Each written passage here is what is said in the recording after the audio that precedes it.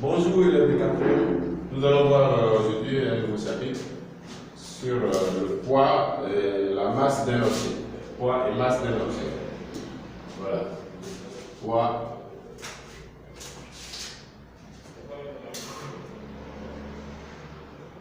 et masse d'un objet. Voilà. Voilà. Ça, c'est deux grandeurs que beaucoup confondent aujourd'hui. Au lieu de dire poids, d'autres vont dire le poids d'un sac de riz et 50 kg. En fait, c'est une erreur. Le poids ne s'exprime pas en kilogrammes. Le poids ne s'exprime pas en kilogrammes. Donc aujourd'hui, on va voir la différence entre le poids et la masse et la relation qui existe entre ces deux grandeurs. Voilà, la relation qui existe entre ces deux grandeurs. Mais avant, on va faire un petit rappel par rapport à ce que nous avons vu dans les classes précédentes. Par rapport à ce que nous avons vu dans la classe précédente, on va faire un rappel. Rappel. Voilà, on va faire un petit rappel sur ce qu'on appelle la masse volumique. La masse volumique, ça s'écrit comme ceci. Voilà, on appelle ça rho. Voilà, rho. Ça, c'est la masse volumique. C'est la masse volumique d'un objet, par exemple, est égale à la masse de l'objet, à la masse de l'objet, donc masse objet, sur la masse, sur le volume de cet objet, sur le volume de cet objet, donc sur le volume objet. Voilà, sur le volume de cet objet. Voilà ce qu'on appelle masse volumique. La masse volumique s'exprime en kilogrammes par mètre carré, mètre cube, en kilogrammes par mètre cube.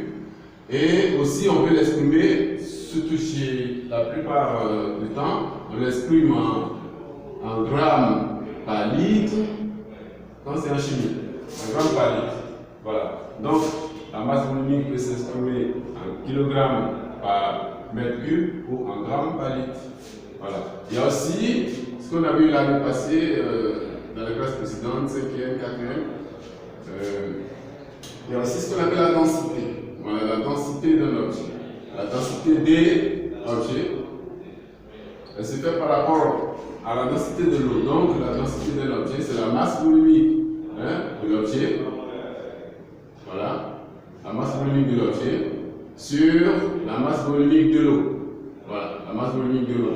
Ça, tout ça, on a déjà appris ça, c'était rappel. Quand on dit rappel, c'est qu'on a déjà fait ça, sur la masse volumique de l'eau. Maintenant, après la masse volumique d'un objet, la densité d'un objet, on va déterminer à travers cette première formule à quoi est égale à la masse. Donc, masse d'un objet, une masse d'un objet est aussi égale à la masse volumique de cet objet, tout ça on a vu, multiplié par le volume de l'objet. Voilà, multiplié par le volume de l'objet. Voilà comment, voilà ce petit rappel que je voulais faire avant qu'on puisse continuer le cours sur le poids et masse d'un objet. Voilà, sur le poids et masse d'un objet. Le volume, vous allez me dire, et le volume, bien sûr, le volume, vous le connaissez vous-même. Le volume d'un objet, le volume d'un liquide ou d'un gaz, le volume s'exprime, voilà. Le volume, lui, il s'exprime en mètres cube. Et souvent, il s'exprime aussi en litres. Voilà, on peut l'exprimer aussi en litres. Pour déterminer avec précision le volume, on peut souvent, un volume d'un liquide, on peut utiliser l'éprouvette graduée. L'éprouvette graduée, regardez. Une éprouvette graduée et on ajoute le liquide à l'intérieur. Il faut lire toujours le bas du ménisque qui est là. Voilà le ménisque. Le bas du ménisque, c'est là qu'il faut observer pour lire le volume exact, le volume précis du liquide que tu as mis dans l'éprouvette graduée. Voilà, donc ce qui concerne le petit rappel, ça, on connaît ça déjà. Maintenant, nous allons passer au poids. poids. Le poids d'un objet, c'est quoi? Vous voyez, j'ai dit qu'il y avait une différence entre poids et masse. Et nous allons donc voir ce que c'est que le poids. Le poids d'un objet, c'est quoi au juste? Le poids d'un objet, c'est quoi? C'est une force en fait, quand on parle de poids. Le poids, c'est une force. Donc ça veut dire qu'il est noté, généralement on note P, le poids est noté P, voilà. Et P avec une flèche là-dessus. Le poids on note P avec une flèche là-dessus. Comme il a dit, le poids c'est une force. Hein? Le poids c'est une force, comme je l'ai dit dans le cours, c'est une force. Il est noté avec une flèche là-dessus comme un vecteur. Les forces sont des vecteurs. Donc, un vecteur a ce qu'on appelle des caractéristiques. Le poids d'un objet a donc des caractéristiques. Le poids d'un objet a des caractéristiques. Le poids d'un objet, il a une origine. Donc, caractéristique du poids. Caractéristique du poids. Voilà. Puisqu'il a dit que le poids, c'est un vecteur, c'est un vecteur, quand on veut le représenter, il possède donc des caractéristiques. Le poids a donc une origine, le poids a une origine, le poids d'un objet a une origine, et l'origine du poids de l'objet, c'est le centre de gravité de l'objet. Donc, le point, c'est quoi? C'est soit G, centre de gravité de l'objet, centre de gravité de l'objet. Voilà, centre de gravité de l'objet. Première caractéristique. Deuxième caractéristique, le poids a une direction. Direction. Voilà. Le poids a une direction. La direction du poids est toujours verticale. Voilà, une direction verticale. La direction verticale. Le poids a un sens, c'est-à-dire il part bout à bout. En un sens. Le poids a un sens. Son sens, c'est toujours du haut vers le bas. Haut vers le bas. Du haut vers le bas. Donc si nous prenons par exemple cette pomme, voilà cette pomme qui est là sur une table, et pour représenter le poids de cette pomme, on va prendre d'abord le centre de gravité G, et on va tracer un trait vertical. Mais cette fois, comme c'est un vecteur, on va mettre une flèche ici et on marque P. Voilà, donc tout est déterminé là, regarde bien. Direction verticale, origine, centre de gravité de l'objet, sens du haut vers le bas. Voilà comment on représente le poids. Voilà comment on représente le poids. Donc le poids d'un corps, c'est une force qui est exercée par un astre. Voilà, une force exercée par un astre sur ce corps. Les astres, on en connaît beaucoup. Il y a la Terre, il y a la Lune, il y a Jupiter, etc. Quand tu te trouves dans les environs de ces astres-là, ces astres-là ont une force d'attraction qu'ils exercent sur toi pour t'attirer vers eux. C'est ce qu'on appelle le poids. Donc le poids d'un objet, c'est une force exercée par un astre sur un objet qui se trouve à sa surface. Voilà. Donc à la surface de la Terre nous attire et la force avec laquelle la Terre nous attire est appelée le poids. Voilà. Donc nous sommes là, le poids il est représenté ainsi. Il a dit qu'il possède une direction, un sens, une origine et un point d'application. Donc, mais à part ça, il y a l'intensité. L'intensité de P. L'intensité d'une force s'exprime en quoi? En Newton. Donc, on peut mettre une quatrième caractéristique, voilà, qui est là, qui est l'intensité. Voilà, l'intensité de P. Voilà, l'intensité du point. L'intensité de P, mais l'intensité, ça s'écrit sans flèche. Et ça s'exprime en Newton. Ça s'exprime en Newton. Isaac Newton est un physicien. Voilà. en honneur à lui, ils ont donné une ordre. Vous avez fait les recherches. Donc, le poids, il s'exprime en newton et c'est l'intensité du poids, on met donc pas de flèche. Donc, c'est l'intensité du poids. Et cette intensité est égale à quoi? On a dit que lorsque on a une masse, on a parlé de la masse ici dessus, on a une masse et cette masse, lorsqu'elle a la surface d'un axe, elle est attirée par l'astre. C'est ce qu'on a dit. Voilà. Donc, par rapport à son poids, il peut y avoir une relation entre le poids et la masse. C'est ce que nous allons montrer là. Nous allons montrer que entre le poids et la masse, il y a une relation. Donc, qu'est-ce qu'on fait? On va prélever, par exemple, de manière successive, à la surface de la Terre. À la surface de la Terre, on va prélever de manière successive le poids et la masse d'un homme. Voilà. Mais avant de prélever ça, il faut qu'on détermine quel est l'appareil. Quel est l'appareil qui mesure le poids d'un objet? Quel est l'appareil qui mesure la masse d'un objet? La masse d'un objet, nous connaissons ça tous, ça s'exprime en kilogrammes. Et l'appareil de mesure, c'est une balance. Le poids, ça se mesure. L'intensité du poids, ça se mesure par un appareil qu'on appelle le dynamomètre. Le dynamomètre mesure. Donc, par rapport à ces deux appareils, on va prendre un objet, on va mesurer sa masse. Ici, on met masse, alors, masse. Et là, on met le poids de l'objet. Le poids. Et on a dit qu'à 0, ben c'est 0. À 0, si c'est à 0 masse, c'est qu'il n'y a pas de poids. Une masse, on te dit c'est 2, par exemple. On met une masse, on va mettre 0,5. On va mettre 0,5 kg.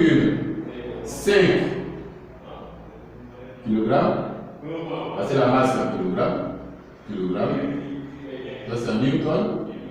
0,5 kg, on dit que c'est le poids est égal à 1. Maintenant, quand on a 1, on dit que le poids va être égal à combien? 2. Et quand on a 1,5 comme masse, on va avoir ici 3. Quand on a 2 ici, on va avoir ici 4. Voilà, on va s'arrêter là. Donc ici, si j'ai dit c'est un kilogramme. Et là, c'est un newton. Voilà, newton. Newton, kilogramme. Donc on a, voilà, de manière successive, on a pris un objet, on a relevé toutes ces grandeurs-là. On va maintenant présenter toutes ces grandeurs dans un tableau, vous allez voir.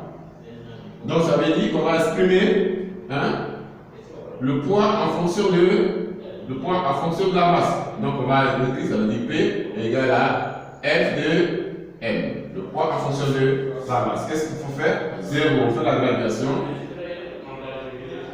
On fait la gradation aussi. On a 1, 2, 3, 4, 5. On a là 0,5. On a ici 1. On a ici 1,5. On a ici 2. On a ici juste cette ligne. Voilà. Donc on dit que la 1, 0 à pour image 0. 0,5 c'est 1. Voilà. 0,5 c'est 1. 1 c'est 2. Regardez bien. 1 c'est 2. 1,5 c'est 3. 1,5 c'est 3. Et puis 4 c'est... Voilà. Nous allons donc tracer ceci, regardez bien. Ça c'est à droite qui représente P égale F de M. P égale F de M. On a obtenu une droite qui passe par l'origine. Donc, on déduit que le rapport entre la masse et le poids est proportionnel. Donc, c'est un rapport proportionnel. On peut donc écrire que P est égal à F de M. P égale à F de M ici. Et qu'est-ce qu'il faut faire? Quel est le rapport de proportionnalité? Puisqu'on vient de dire qu'on a obtenu une droite qui passe par l'origine, donc le rapport est proportionnel. Quel est le rapport de proportionnalité? On va donc voir que 1 sur 0,5, ça fait 2. Et aussi, on va faire 2 sur 1. Voilà. Donc, ça fait aussi 2. Donc, ça fait 2 divisé par 1 égale à 2. 3 divisé par 1,5 égale à 4 divisé par 2. Le tout ça c'est égal à 2 et c'est ce qui est égal à 4. Voilà. Ça c'est égal à 4. Donc on a dit que la masse et le poids sont proportionnels et le rapport de proportionnalité, on vient de le calculer, il est égal à 2, c'est 4.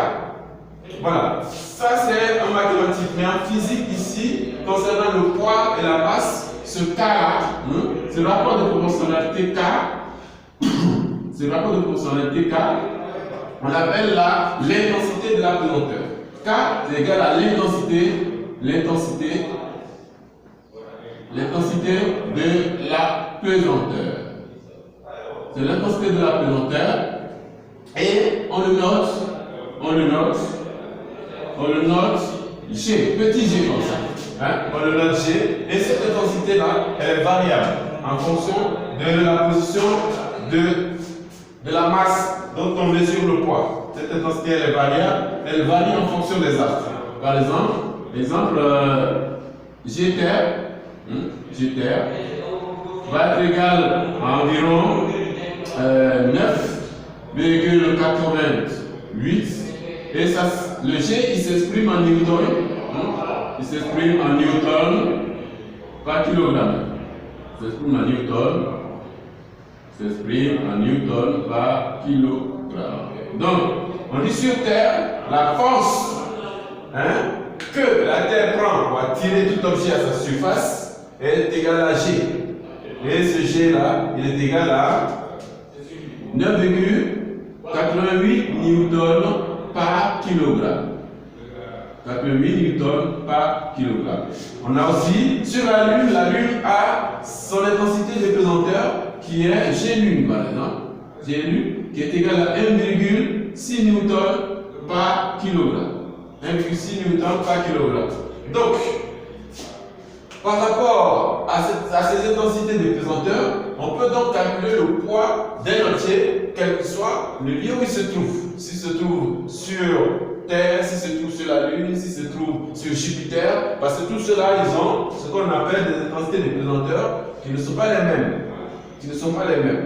Donc, voilà en fait le rapport qui existe entre la masse et le poids. Et maintenant, connaissant ça, qu'est-ce qu'il faut faire? Puisqu'on a dit que P est égal à F de M et que P et M sont proportionnels. Le poids et la masse d'un objet sont proportionnels. Et on a le quotient de proportionnalité qu'on appelle K.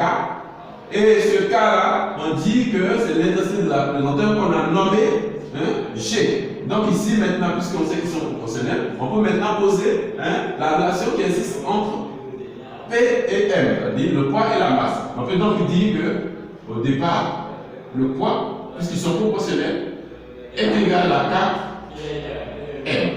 Voilà, est égal à Km. Or, on nous dit ici que K, on l'appelle plus K, on l'appelle ici, au niveau du poids, on n'appelle pas ça K.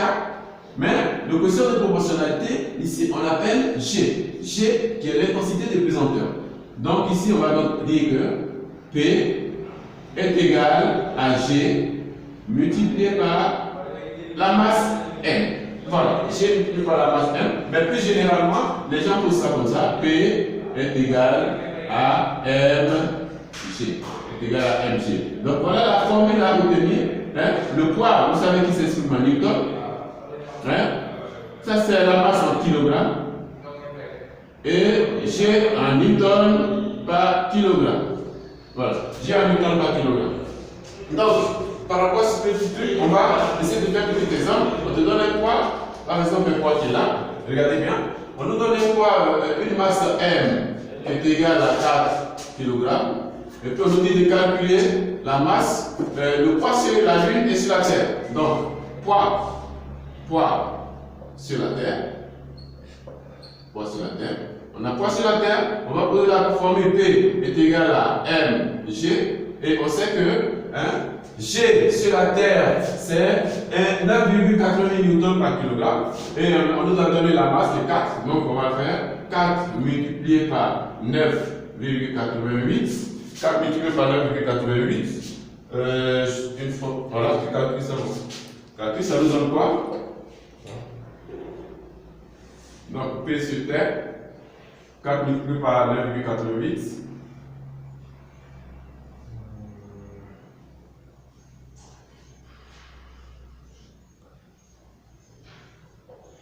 4 multiplié par 9,88, je crois que ça fait.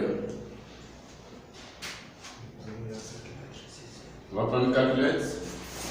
On ne peut pas faire ce calcul mentalement parce qu'il y a virgule dedans.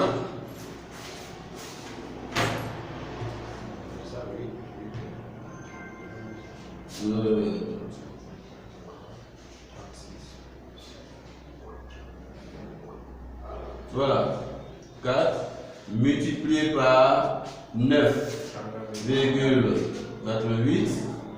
Voilà, c'est 39,52. 39,52. J'ai dit que ça simplement quoi? Newton. Voilà. Mais en faisant ces calculs, remarquez bien, il faut faire attention. Il faut savoir si la masse est 1 kg. Si la masse est 1 kg, si elle n'est pas 1 kg, vous devez convertir ça en 1 kg. Maintenant, on est là, regarde. Cette même masse, on va calculer son poids sur la Lune. Donc, poids sur la Lune. Voilà, poids sur la Lune. On va donc écrire P est égal à mg. G sur la Lune étant 1,6. On va donc dire que on a 4 multiplié par 1,6. Donc, ça va faire 4 multiplié par 1,6. 4 multiplié par 1,6. Ça donne 6,4. 6,4 Newton. P sur la Lune, P sur Terre, 1,6, merci. Donc on a 6,4 Newton sur la Lune et P sur la Terre c'est 39,52 Newton. Regardez bien la différence. Pour la même masse, on a deux poids différents. Ça veut dire quoi? Que le poids il varie en fonction du lieu où il se trouve. Le poids sur la Terre et le poids sur la Lune d'un même objet n'est pas la même chose. Le poids lui varie, tandis que la masse, elle ne varie pas, quel que soit le lieu où elle se trouve. Donc le poids est variable. Le poids est variable. Elle est variable. Et il varie en fonction du lieu.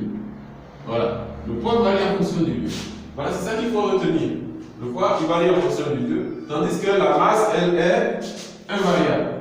La masse ne varie pas, quel que soit le lieu. La masse ne varie pas, quel que soit le lieu. Voilà. Voilà donc ce que vous devez retenir. Maintenant, il y a ce qu'on appelle la représentation graphique du poids d'un objet. Donc, comment représenter graphiquement le poids d'un objet, par exemple, une pomme. On peut te dire ça, de représenter le poids P. Donc, quand tu as par exemple une pomme, on dit le poids de cette pomme est égal à 4 newtons. Il faut représenter ce poids-là. Qu'est-ce qu'il faut faire? Quand tu dis de représenter le poids P, c'est-à-dire maintenant le vecteur P, celui-là, quand tu dis de le représenter, ce n'est pas ça que tu prends. Ça, je dis c'est une intensité. Mais quand tu veux le représenter, tu dois mettre la flèche pour dire que c'est un vecteur. Et il est orienté du haut vers le bas, il est vertical. Donc tu dessines ta pomme, regardez. Voilà. Voilà. Qui est sur une table. Il faut représenter P. Mais comment représenter P? Tu te choisis une échelle. Soit ils vont te donner une échelle, ou bien tu te choisis une échelle. Par exemple, on prend une échelle telle que 2 cm correspondent à 2 newtons. Voilà, on va prendre 2 newtons. 2 newtons correspondent à 1 cm. Voilà. Donc, si tu as 4 newtons, ça donne que 4 newtons correspond. 4 newtons correspond, tu fais 4 divisé par 2, tu vas avoir 2, donc tu vas avoir 2 cm. Tu peux maintenant venir avec ces 2 cm parce que la représentation des vecteurs, on le fait avec, ce sont des longueurs. Donc ici, on a dit, ça part du centre de gravité G, et c'est orienté vers le bas. Donc trace la droite verticale d'abord, orienté vers le bas, et tu prends la longueur, tu prends ta règle, à partir de G, tu traces un segment de 2 cm, comme on l'a fait. 2 cm, voilà, et tu écris, voilà, la représentation du poids P de cet objet, de cette pomme. Voilà donc comment il faut traiter, c'est pas compliqué. Vous avez, voilà, vous avez tout. Maintenant, vous pouvez traiter les exercices. Il y a des exercices à la suite du cours que vous allez recevoir. Il faut traiter les exercices pour les amener à la direction ici, du centre, pour qu'on puisse les corriger. Je vous remercie.